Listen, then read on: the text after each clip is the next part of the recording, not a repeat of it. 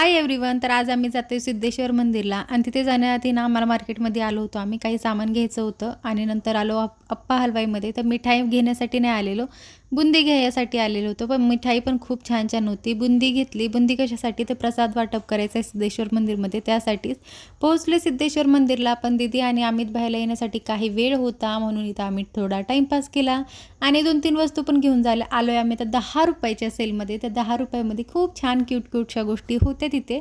2-3 वस्तू घेतल्या आणि नंतर ते दोघं पण आले होते आणि आम्ही आलो आहे आता मंदिरमध्ये. दीदीने पण प्रसाद वाटप करण्यासाठी ना लापसी बनवून आणली होती आणि खूपच छान टेस्टी झालेली होती ती. नंतर आम्ही सगळ्यात आधी ना दर्शन घेतलं.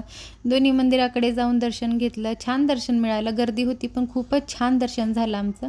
आणि त्यानंतर प्रसाद वाटप केलं आणि गर्दी असल्यामुळे जास्त वेळ नाही लागला, लगेचच झालं. निवांत बसलो बराच वेळ तिथं आणि अंधार पडण्याआधी आमचं प्रसाद वाटप करून झालेलं होतं. छान वाटलं, खूपच छान प्रसन्न. एक नवीन अनुभव पण मिळाला मला. म्हणजे आपण जेव्हा प्रसाद घेतो ना तेव्हा नाही, पण जेव्हा देतो ना प्रसाद तेव्हा जो आनंद असतो ना तो काही वेगळाच असतो. अंधार पडायला सुरुवात झाली आणि इथं बाहेर स्टॉल पण होते. ह्यांचा आहे ना सगळ्याचा आजचा शेवटचा दिवस होता, कारण की श्रावण महिन्यामध्येच असतात ही सगळी दुकानं.